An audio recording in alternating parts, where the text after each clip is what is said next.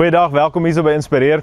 Soos jy dalk weet, ons is besig om hierdie week te reis om te gesels. Hoe lyk dit wanneer ek en jy as 'n voorbeeld leef vir die mense om ons, nie net ons geliefdes nie, maar selfs vir vreemdelinge. En vandag is ons daarso in Johannes 13 en ek wil vir jou sê, liefde praat die hardste. Daar is geen taal, daar's geen luidspreker, daar's geen megafoon wat harder praat as liefde nie. En in vers 35 van Johannes 13 praat Jesus, hy sê, hierdie liefde van julle moet as te ware hard en duidelik praat. Mense moet daarna kyk en sê, kyk net, daar is 'n volgeling van Jesus. So Jesus sê, wanneer ons lief het, sal mense weet dat ons sy disippels is, né?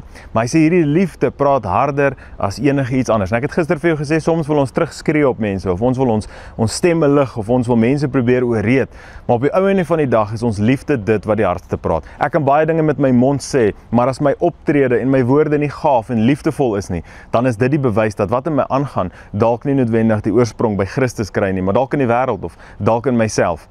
So wanneer ek en jy mense lief het met 'n besondere liefde, 'n liefde wat nie iets terugverwag nie, 'n liefde wat sê, maar ek kom om vir jou te gee, ek kom om voete te was, ek kom om die minste te wees, ek verstaan hierdie, ek wil amper sê omgekeerde koninkryk van Christus, waar hy sê, as ons die meeste wil wees, sal ons die minste wees, maar ek verstaan dit, en dit is die wyse wat ek op lief het. En wanneer ek mense lief het met daai tipe liefde, dan praat dit harder as enigiets anders. Dit praat harder as die verduidelikings of wanneer ons mense probeer oortuig. Dit praat harder as enigiets wanneer ek jou lief het met dieselfde liefde wat Christus aan my en jou bewys. Mag ek en jy gaan en hard en duidelik gaan praat deur die manier hoe ons mense lief het. Mag ons sag wees wanneer ons aan mense vat, mag ons gaaf wees wanneer ons met hulle praat, maar mag ons hulle lief hê soos hy ons het. Hoop jy 'n awesome dag, geesvervuld, vol liefde vir mense om jou. Ek sien uit om jou môre weer te sien. Tot dan, totsiens.